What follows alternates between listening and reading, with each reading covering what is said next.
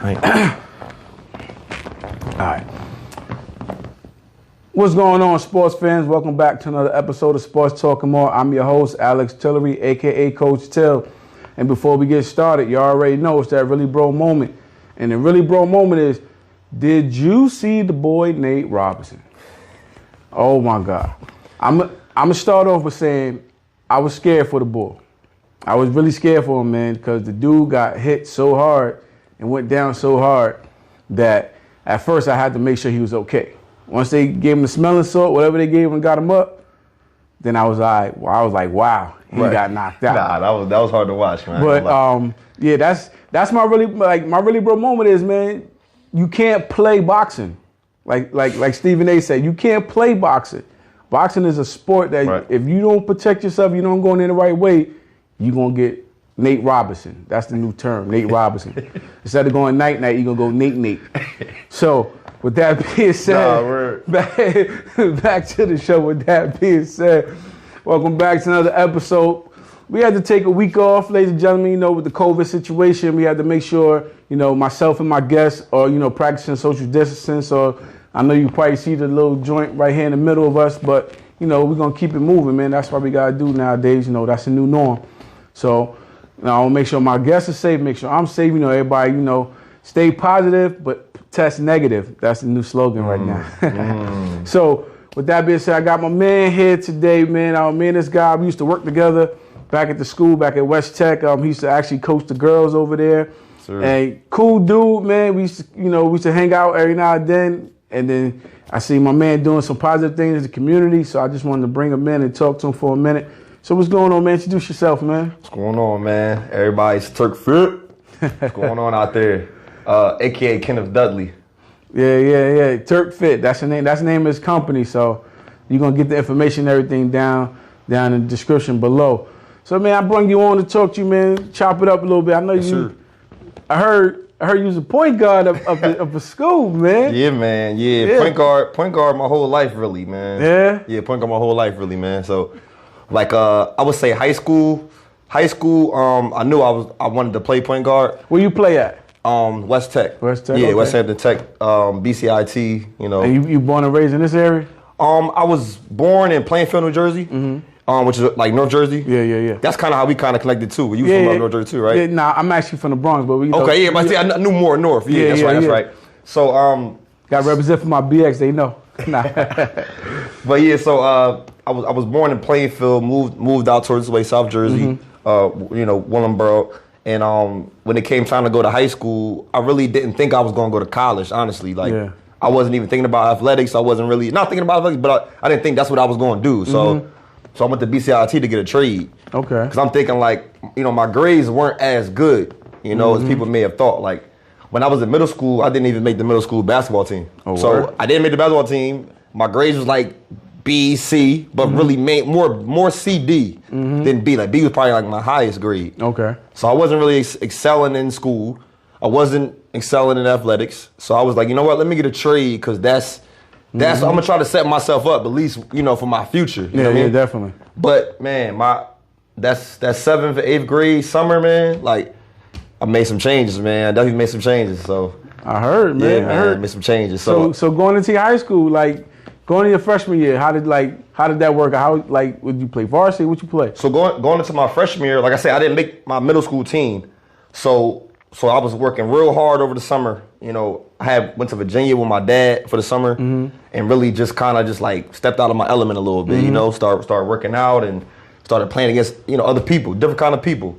So when I came back, I still, you know, I always knew I could play ball. So just because I made them teams, you know, out in the parks, everybody knew that I could ball. That's why I was like weird. Like when I didn't make the team, everybody like, you didn't make the team? Like it was weird for people, you know what I mean? But I don't know, whatever the case may be, I'm not gonna blame nothing or nobody.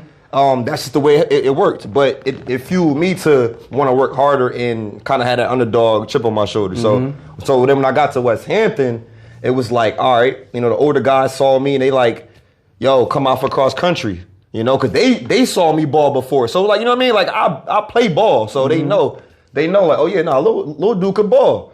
So it's funny, cross country. Everybody, if you played at West Tech, you had to run cross country. You had to, man. You had to. So at least that's how they broke it down to me. So I'm like, I don't care like to get shape for basketball because I know that's what I want to do. So I was willing to do whatever at that point because I hadn't made a team yet. So I wasn't sure could I even do it. Yeah. You know, because I really didn't do it. Like, I had confidence in myself, but at the same time, I didn't make a team yet. So cross country came, and I actually excelled in that like crazy. Like I was one of the top runners on the team, and it's like I didn't even know I could do this. So that was a confidence booster, and it gave me. It also catapulted me to the basketball season. I was in shape when that time came. So when the time came for basketball, man, I played like one scrimmage or two scrimmages for freshmen, and second scrimmage they was coming, yo, JV. Like it was the freshmen was playing in one gym and JV varsity playing in another gym. So they came, I think it was at Timber Creek. They came and grabbed me out the game, middle of the game. Yo, you going on that side? I didn't know what was happening. I'm like, why y'all pulling me out? Where am I going? Yeah. I'm going to JV game. You know what I mean? So man, that was a moment right there, and they put me right in the game, man. I made a couple plays. It was like, yo, I never practiced with freshmen again. Like it was crazy. It was crazy after that. That's crazy. Yeah, so that's how I started. So all right. So that was your freshman year. So what happened going into your sophomore year? So that year I played. So that year I ended up getting some varsity time. We ended up going my freshman year. We ended up making it to the playoffs. So at the time, the point guard that was there, he wasn't playing that well in the playoff game. You know what I mean? So they looked down at me and was like, yo, go in there. Make something happen. Just like make something happen. Just do, just play your game kind of thing. So I had no pressure on me really. So I just went out there and made a couple plays in the playoff game. So then the next year, all the seniors graduated. So then it was a young team. Like I was a sophomore, and then we had like a thick junior class. Then we had like one senior or two seniors, you know what I mean? And one of the seniors was the captain. Okay. And after that, it was kind of like I was able to be a starter. Now I'm a starter, and I'm kind of controlling the team. And I'm not a captain yet, but everybody's looking at me because I'm the point guard. The leader, leader. And I was leading by example. Like even though I was a freshman, I never carried myself like that. Like I'm trying to catch up to y'all. I'm trying to beat y'all. When certain drills, whatever. Yeah. I always was. Everybody saw what kind of animal I had in me. I wasn't just like a timid player. That's what's up. That's what's up. But I passed first. Yeah. I'm a pass. Like I like to pass. Like you know what I mean. I don't know what it is about passing. I was talking to somebody the other day about this. I don't know what it is. I get more excited when I give somebody a pass and they do something. I don't know what it is. I mean, that's a true point guard. To me, I think that's a true point guard mentality. I mean, your job is control the game. Right. But at the same time, a point guard makes everybody else better. Right. If you make everybody else better, you're doing your job. Right. So I agree. I adapted that. I adapted that, but there's still things I learned after basketball that I still could have been a different player, still, going by them rules. But I was really like a pure point guard, Nah, listen. I know.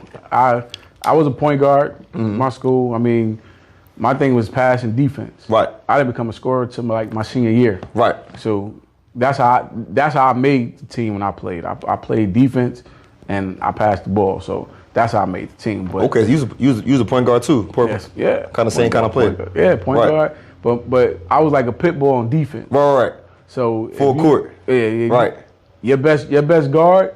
Taking I'm locking them down. Yeah. Right. I'm locking them down. Yeah, that's my philosophy too.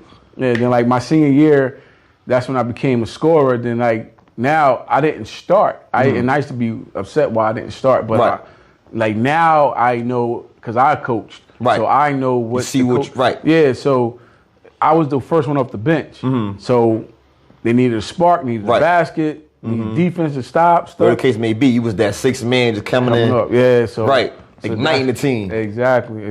So like you said, when you know now, but you know back then they could have switched up everything. But but that's what's up, man. So who was your coach? When I was there, Pino. Pino, okay. Pino was the varsity coach. My JV coach, I think Spazzano. His name was Spazzano. I'm not sure if he was at the school when you got there. Maybe his son. His son might have been there. His son was there, I think. Yeah. But he was like the JV coach when I was there. But varsity coach was Pino. And then Coach Brown, Brown, CB. Yeah. CB ended up becoming the JV coach for for like the remaining years. CB hit you up on Instagram when I posted the picture. Yeah. That's what I'm saying. He was like true point guard. Right. Yeah. He know, man. He know because he was a JV, but he knew like he was one person I wish I would listen to a little more because he was telling me to press harder a little more. Like you know what I mean? Like whereas I thought I was doing pretty good. Like he was definitely telling me like it's another level for you. It's another gear for you. Like you know what I mean? Yeah. But it was good. We were able to talk about it in later years. About it. But he's still over at the school. I see him every day. Okay, that's good. Okay, I didn't know that. Yeah, he's still over at the school. We work together, so we talk basketball. He was a good coach, man. He was a good discipline, teach you discipline kind of coach, man. He was good. Like I used to look at the JV team like, wow, they. But they was well-oiled machine, like you know what I mean. Like I was like, they running 17s all day. So whereas we ain't do that much like that. Nah, he run. Listen, he make you run. Right. Shout out to Coach Brown right there. Shout out to you. So did you play in high school? I mean, college. Yep. So then, well, actually, it was I took a weird route to college when I first graduated. So the cross country also got me into track. Okay. So my senior year of high school, I ran track for Willenboro because BCIT didn't have a track team. We had cross country, we didn't have a track team. So I ran outdoor track and ended up getting recruited to go to Bowie State.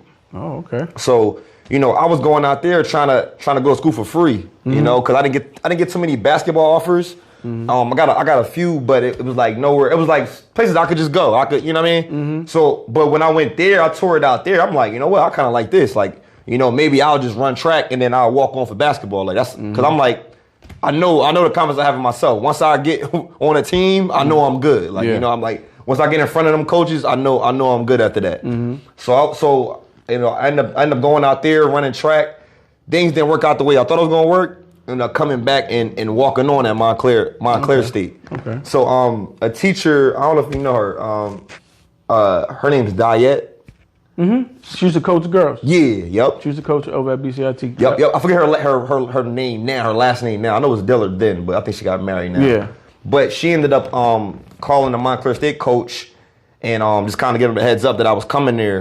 That I was thinking about transferring there or whatever. So when I got there, they didn't really know much about me. Besides what she said, so I had to display my skills. I had to, but like you said, defense. I went in there with a mind state of defense first, defense first, and like they thought I was a slasher. They thought I was a shooting guard off the rip. You know what I mean? So that ended up changing because they saw the way I was playing and I was making a difference when I had the ball. Okay. So that's how they ended up changed me to point guard. Okay. But that was my freshman year. Like technically, I was a freshman there at Montclair. I transferred in, so I was a freshman there, and I started day one at Montclair. Walked on. How did you do there? I did pretty good, man. I got sophomore of the year. I got some all conference, weekly honors, and at the end of the all conference players and all that kind of stuff. So I got those for a few years. Then we had some good records. I helped a couple people get Rookie of the Year. Like two people got Freshman of the Year when I was there. Okay. My coach got Coach of the Year when I was there. Okay. So I like to think that I had a piece in all that. And we went pretty far. We lost some hard ones in the playoffs. Some buzzer shots in the playoffs where we had a good team to go really really far. But everybody always knew Montclair that they didn't really want to play us. I felt like what I was putting onto that team was really happening. Like that defense, we was all aggressive on defense, and we shared the ball, and we got it done. So like I said, like my best statistical year was my sophomore year, but my best other year was probably my junior year because of my team. I liked the way my team was, and I didn't have to do that. I didn't have to score that much. I could facilitate. I could lock somebody up. They could say that person right there scores 30 every night, and I'll give them 0. Okay. I'll give them a 0 for the night. So I like doing stuff like that. As long as I win, I'm good. As long as I win and I put my imprint on the game, I'm good. Like I'm that kind of player. I ain't bougie.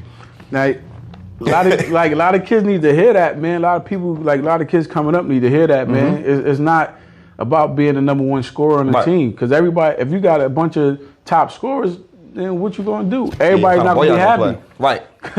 Like if I'm averaging 30, you averaging 30, he averaging 30. Right.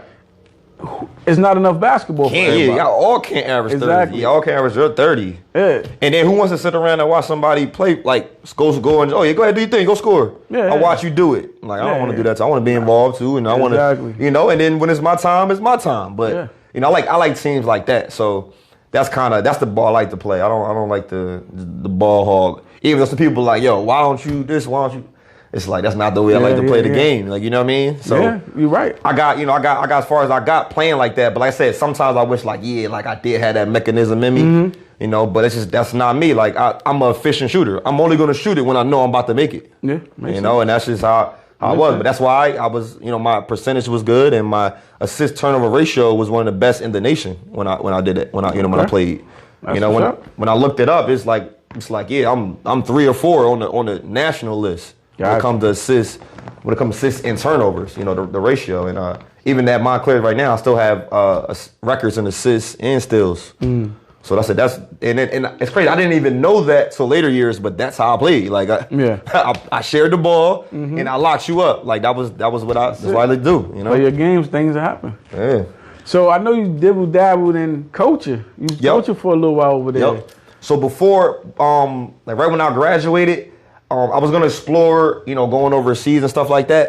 But I ended up getting injured my senior year at Montclair. Like towards the end, I broke my wrist, and that kind of put a damper on me. Like, wow, like I never got injured before like this. Like little ankle, but never got injured. So it was definitely like an eye opener. Like, okay, I got to start thinking about other things. Like, you know, not just my career.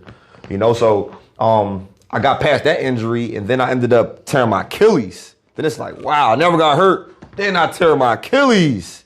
So it was like, you know what? Things are starting to get weird, you know? They starting to get real weird, man. But I knew while I was playing, I still always knew I was going to coach. Like I knew, like I went to Montclair to do physical education so I could be in the school, so I could try to coach. Because I didn't know that you could just be a substitute and, you know, and be able to coach that way. I didn't really know at the time. At the time, like, all right, people I knew that were coaches worked in schools. Yeah.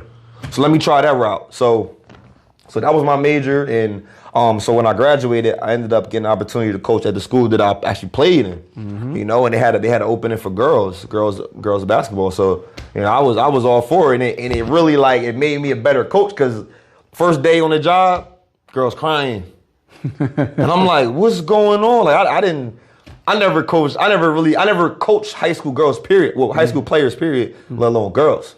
So it's like, wow, this is a different emotion. Like I had to check myself, check my, you know, the way I came at them and all that kind of stuff. It was really different. So that right there, me jumping in the gate like that was definitely good for my coaching. It made me like diverse off the rip. Yeah. But actually, before I did that, I actually coached at Montclair my last year. I had like one more semester of school. So like a player coach? Yeah, exactly. Okay. Well, I wasn't playing. Like I was done all my 4 years, but I had one more semester of school. Okay, got it. Like a couple of classes I had to finish up.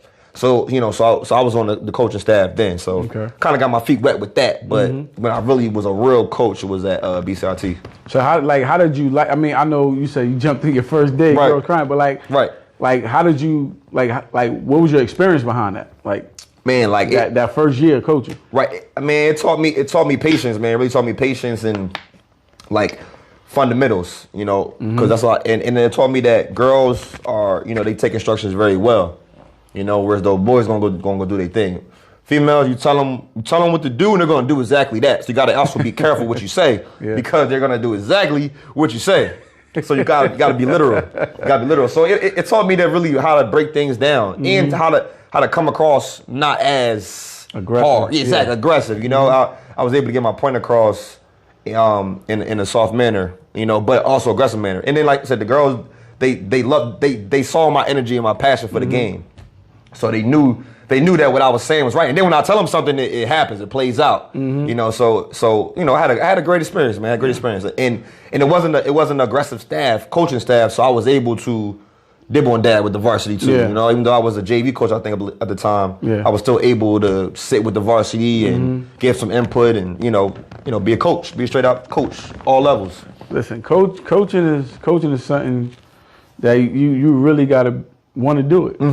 Like you really gotta want to, but you gotta want to do it for the right reason. Right, for sure. Not the money. Not the money, man. Definitely not in high school. Not the money. Definitely not in high school. The time it takes out of your day, like out of your year. The 4 months, and well, they say 3, but if you go far, then it's like 4. Right. But those months alone, right. It's a lot of work, man. A lot of work, man. And you ain't know 90 days you could get that much done in 90 days. Right, because it felt like so long ago when I played. Yes. It felt like so longer. Yeah, it's that's crazy. But taking players home and stuff like that, like a lot came into it, man. Oh yeah, definitely. Like the waiting around for people to get picked up, and a lot came into it, man. Not just on the court. I know. You know what I mean? You come back from a away game, you got parents late, right? Picking up the kids. Yeah, man. I know. A lot with it. But it was an experience. Good experience. Definitely was. That's what's up. So now, what you up to now, man? So now I kind of, while I was coaching, nobody really knew, but I had a gym. Mm-hmm. I had a gym that I didn't even unlock the key yet. Like I had it, but I was just wasting my time and my money on it. Yeah. But I eventually kept building my brand into what's now TurkFit. Okay. TurkFit Functional Fitness. Mm-hmm. So Functional Fitness is our actual location in Willingboro, New Jersey, 621 Beverly Grand Cocos Road. I started a fitness center. Yeah. I remember. Yeah. I remember because I remember you when you first started. I stopped by. Like yep. I guess you already had it, but you kind of opened. When you first opened, I stopped by. Yeah, I remember you came in. Yep. Yeah. I came by. It was way different now from when you came in too. Oh no, I remember. Can see. Yeah, I can see. I definitely remember when you came in there, man. So I said like it was overwhelming because I didn't know how it was gonna happen, like how it was gonna work out. Mm-hmm. So it definitely was overwhelming, man. Me and a few of my friends. We worked out together when we was younger. Mm-hmm. So it was on our mind to start something like this, So when we had the opportunity to do it, we just jumped out the window and did it. Yeah. And then, like I said, I started training people at 5 a.m. And at the time I lived in Williamstown. I lived like 50 minutes away, almost an hour away, you know what I mean? And I was at the gym every day at 5 a.m. I developed this hunger to just, wanna be in the gym and help people out. And so even, a big mentor for me, I know Valerie, Valerie Lee, she was real big for me. She didn't even know. She was my first client when I first started working at the school. I worked at LA Fitness and other gyms and stuff too. Yeah, I worked at other gyms and stuff like that too. But I'm talking about she was my first client on my own. Like, you know what I mean? And man, that showed me that I could really do it. Yeah. That showed me like, wow. And we lost 50 pounds. We lost 50 pounds in like 4 months. So that showed me that I could do it, man. Like I ain't had nobody telling me what to do. I'm literally telling her what to do. Like, so that right there opened my eyes that I could do it. So that's how, so that was the confidence I had in the gym. So when I went there, then now anybody who walks in this gym, it was just my duty to make sure that they left out with the results they was looking for. And I was willing to do whatever it takes, like take less money, come whatever time you want. People were like, oh yeah, nah, I can't make it to the gym. Yeah, what time? 5? All right, I'll be there. You know what I mean? Cause that's how I started coming at 5. I didn't want to do that. Yeah. Somebody said they couldn't make it at no other time. And I was like 5. And it was like 5. And then it became a thing, Then it's like certain people, I need to be here at 5. I'm coming at 5. Then somebody else said, oh yeah, next thing you know, I got a whole crew before 6 o'clock. Yeah. You know what I mean? I got 10 people in before the sun come up.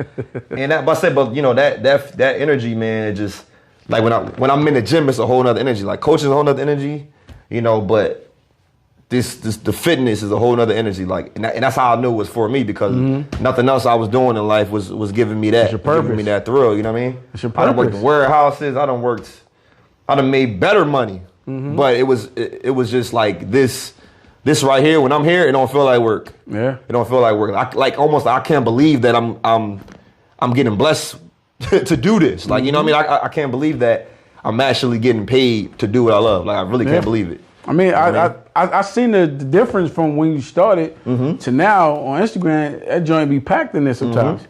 So took time, man. I definitely see the growth. Like right. How long you been doing it now? 2014 we opened it, man. 2014 was when we made the business name. Okay. It was about September 2014. So about 5-6 years.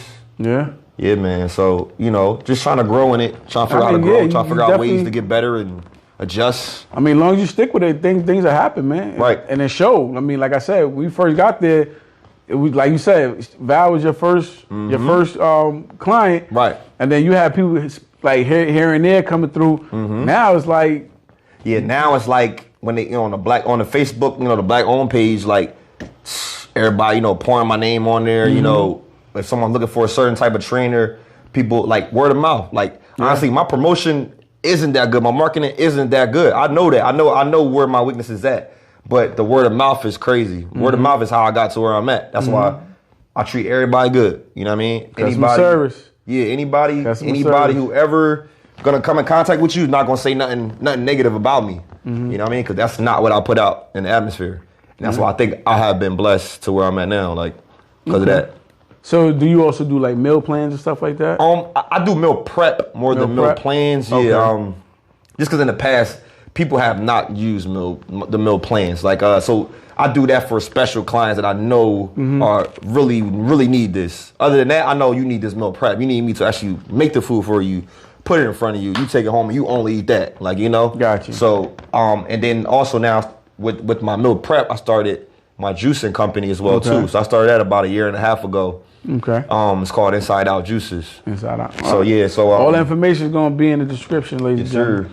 Yup. So I bought y'all some juices through. Y'all, try them out, see if y'all like them. I got mine right here. I'm gonna try it. Try it in a minute. So you shake them up. So that's it. So just with the fitness, I try to figure out ways just to keep people healthy. You know, but so I know juice is a way. Like eating is a big part. Dr. Sebi, he know what he's talking about when it comes to this, living healthy kind of thing. And what you put in your body is everything. And me knowing that is the reason why we came up with these flavors and different kind of stuff we put in there to help detox your body. Because we all need it. All this processed stuff we eat, man, it's tough. Like, trust me, I know. It's tough. That's why I stopped eating Church's chicken.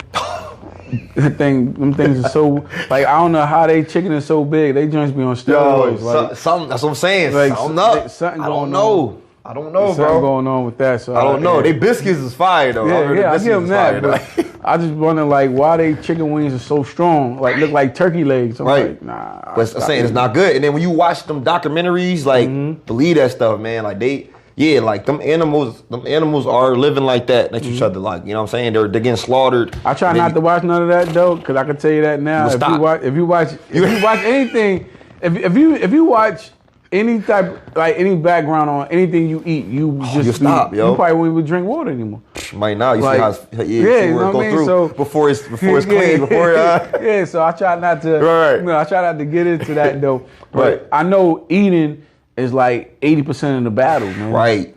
Like the physical part, like the fitness part is like 20%, man. 80% is what you eat. And I know that, and I had other people come on that's trainers and stuff like that. They all say, everybody said the same thing. Yeah, man.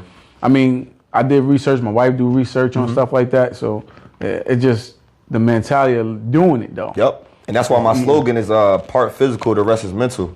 Got you. Because it seems like it's physical.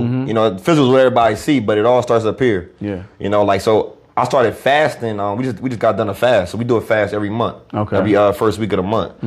And I used to think that eat what? Going all day without eating what? Bugging. Can't do it. I started doing it. I started doing intermittent fasting, so I started fasting every day.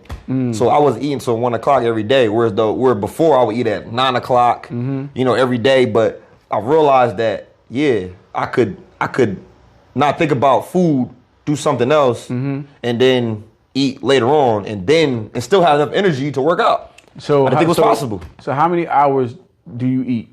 What the time frame? Well, some people do 8. I do 10. Okay. Just because of my schedule. Okay. Like I'm up late. I'm up early, so I want to be able to eat, and so I basically go to sleep. Gotcha. And then I wake up, and then when I wake up, I don't eat till 1. Cause like I was doing it. I actually just stopped recently, but I was doing it. I was eating between 4 and 9. And then 4 p.m.? Yeah, 4 p.m. and 9 They on 5 hours? Yeah. Yeah. How much you lose? I lost about maybe 5 pounds in that time frame. Right. But cause like for me, I guess I go to bed, I go to bed probably like 11, 12, something like that. but I try not to eat too much before I go to bed because you gotta let your food digest. But like 2 hours, you want to eat so like 2 hours. So that's why I was like around 9:30, the latest. Sometimes depending on what we was doing. Like Fridays and Saturdays didn't work. Right. Oh yeah, cancel it. Cancel fasting. Fridays and Saturdays didn't work. On the work. weekends, cancel it. Yeah. So, but like during the week, I wouldn't eat. Like during the day, I just drink like a protein shake or just drink water and stuff like that. If I did eat anything, it was like a piece of fruit, like an apple or something like that. But other than that, it was just straight. And then between 4 and like 9:30, that's when I'll do my fast. Oh, so you technically was eating before that, like.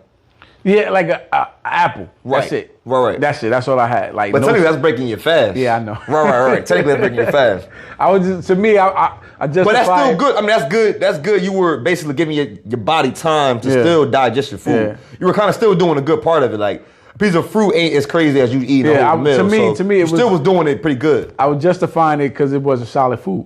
Right, that's what I'm trying to say. Like, no, you had a point with it. Now, you had a point. You wasn't all the way wrong. I was trying to justify it to myself, but that's not solid food. Right. So I can eat an apple at the end of the day. Right. But yeah, so. Whatever works for you, though. Yeah, I tell people all the time, whatever works for you, man. Like, I mean, speaking of not certain stuff we're not going to do. But, yeah, whatever works for you. You know what I mean? So I'm not going to tell nobody to do fasting if they can't do that, you know? Like, and we don't say can't in my gym, but if they're not able to do that, I'm not gonna make them do that. So you know what? All right, that's not for you. You know, you need to eat just smaller meals throughout the day. All right, how about you wake up, you eat oatmeal and fruit? How about that? Yeah. All right, just do that then. You know what I mean? But people still may not listen. Everyone, but when I find that person, and it's crazy. I came on, I was coming on the show, and then like 2 days ago, was it yesterday? I think it was yesterday. One of my clients ended up having like a quick breakdown. She started crying a little bit, you know, while we were training, whatever. So, but I'm like, yeah, like that's good because I need that. I need that energy from you. If you don't have that kind of energy or emotions going through you, you're not gonna last in this. Like you're gonna be done. You're gonna be done by next week. Like you're gonna quit because it's gonna get harder. I'm gonna make the workouts harder. Yeah.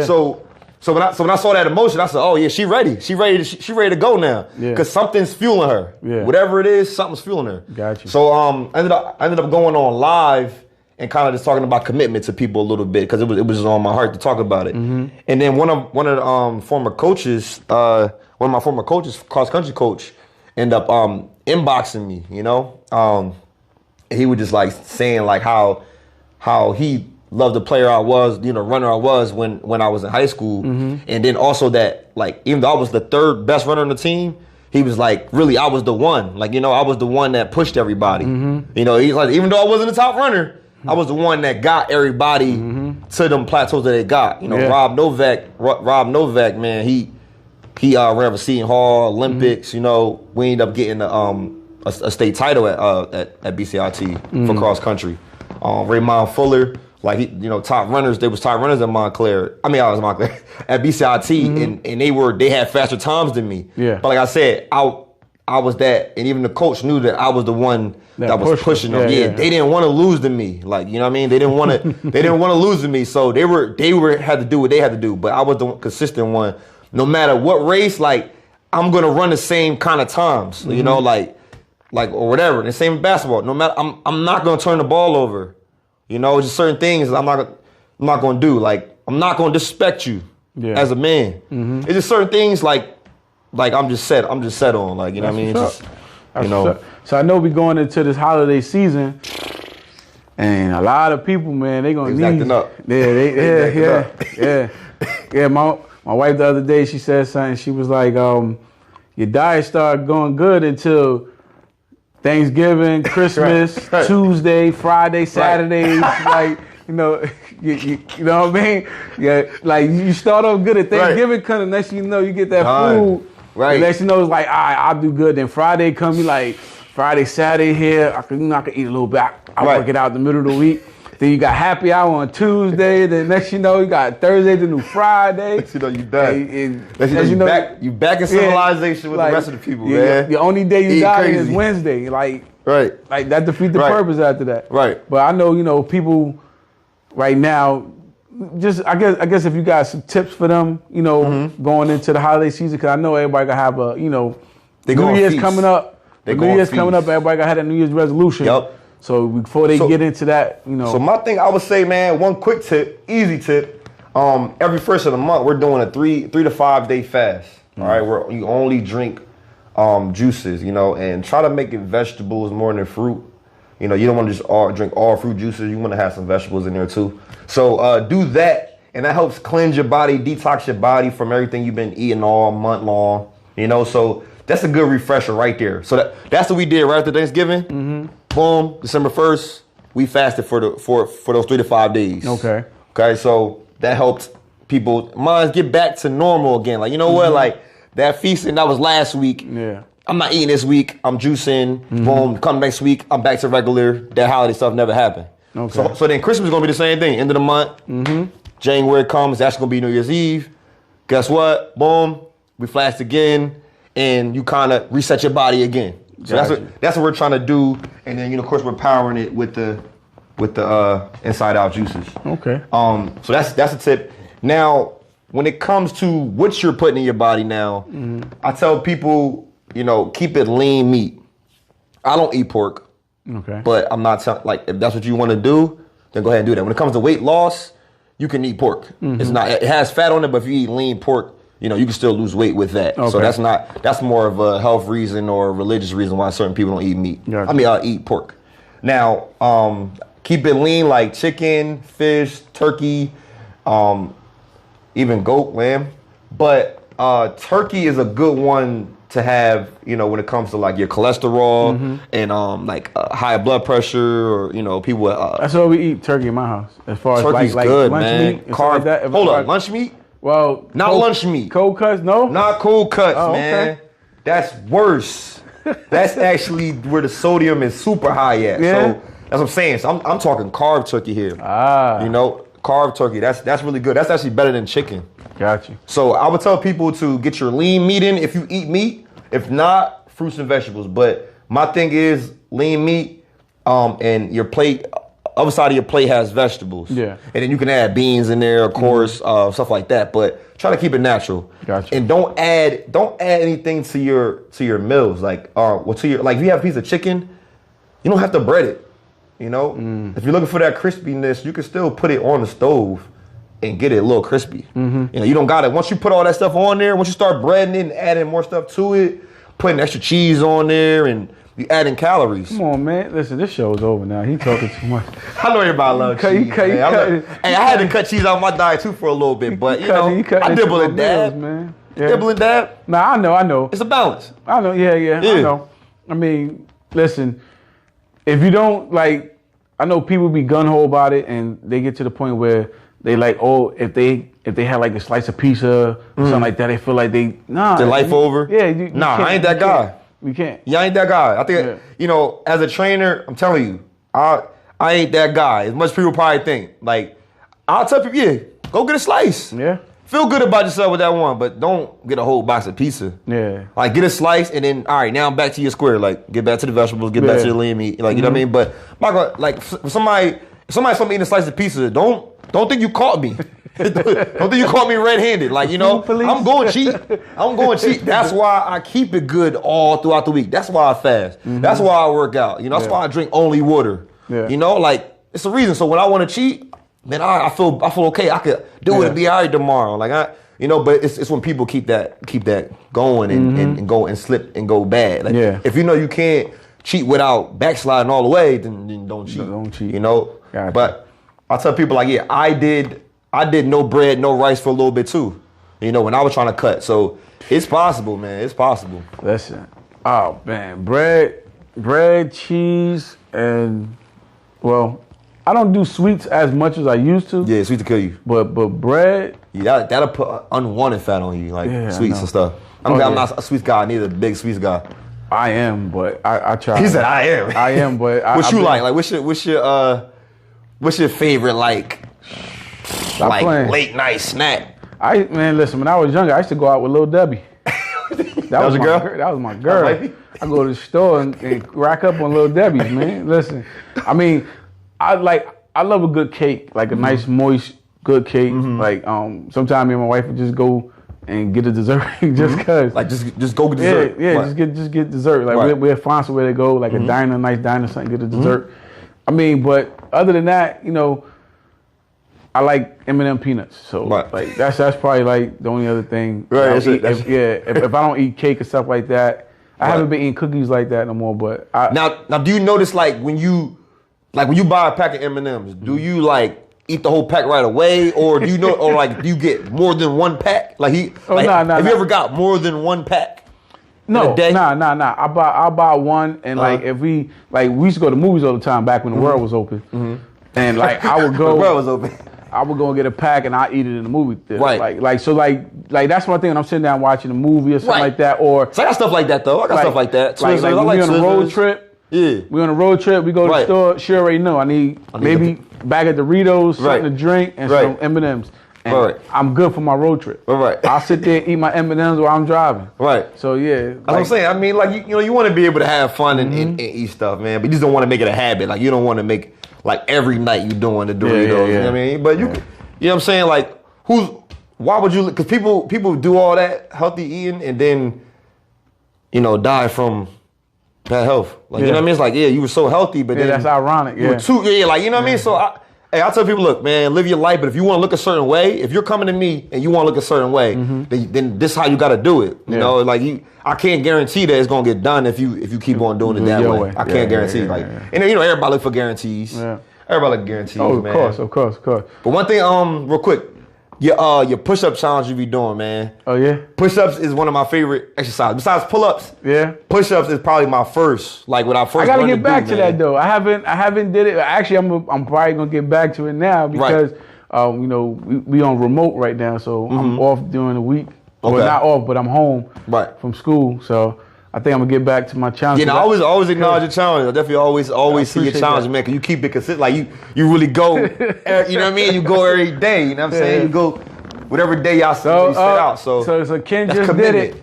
Ken just put the challenge back out there. So now I gotta go back and get it done. I can't go to the school to work out right now. Right. So that's what I've been doing lately. So I gotta do something. Back in calisthenics, man. Gotta do something. Push is big. That's where I started, man. I'm trying to tell you, like that's where I started. Like my dad told me about push-ups. Told me about dips, and at the time, not pull-ups yet, but dips and push-ups. You told me to, you know, you can do that right in the crib. You can do that right, boom, boom, boom. So that's literally how I started working out. Yeah. That's how I had my little cuts and bigger arms than the average person when I was a little younger, only because of that right there. I know guys that all they did was just calisthenics, man. They cut up. I don't lift as much weight as people probably think. Yeah, I'm getting. I forgot who I was talking to somebody recently, and they were just talking about, you know, lifting weights and stuff. Actually, I was listening to an interview with 50 Cent when he was on the Breakfast Club, and he was just talking about how he switched up how he work out now. He don't lift the heavy weights no more. Right. His body getting old. I can't be bench pressing 225 every day. Right. So you're taxing. So like now when I go to the gym, I lift lighter. I just do more reps. Right. And keep that motion. The whole thing is the motion, bro. Like you want your back to feel good. Sometimes my back will hurt. I'll work out. Feel good. Yeah. You know what I mean? Because it's literally just pulling your body back in place. You're pulling just aligning yourself back in place sometimes, certain things. And you sometimes pushing yourself, you know, helps align your body. That's all it really is. So yeah, I'm gonna get back to the. I'm gonna get back to man. The, tag the, me, the man. Tag me in it, man. All right, I got you. I'll jump in there. I'll jump in there. I'm gonna put it out there. I'll be bored. I don't be doing nothing, man. I'm gonna start it up next week, probably. I'll put you onto it. Word. So before we leave, I'm definitely gonna put your information in the description below. And just, you know, if you have any advice for anybody, you want to just give me any tips before we leave? This, man, I know everybody think about weight loss and think of TurkFit, man, but honestly, man, I got into being a coach because of who I was coming up. And the type of player I was, you know, I felt like I could have worked harder to get to higher levels and, you know, maybe professional even. But that's why I started coaching, because man, these youth need an extra little push. You know, like I wish I had somebody how I am now with a gym and inviting younger people in to come and work out and train and get better at their skills, because I did everything on my own. Like I went to the track. I'm talking about like in high school, in the summertime, I was going to the track and running myself. Like literally nobody giving me a ride up there, nobody telling me to go do it. So like for that is why I do what I do today. Like for that kid that's walking around and his parent can't afford training, like, yo, I got you. Like, you know what I'm saying? Yeah. Like, or not even that night.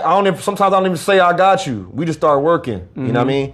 And that right there is why I started doing this. And eventually I found love for the weight loss part of it too. But the sports part and the youth part, I think sports is a big part of, like athletes, man, we could persevere through a lot, man. And I think it's because we were athletes. Like we got through so many situations coming up, different sports, different games, different situations, different teammates, different coaches.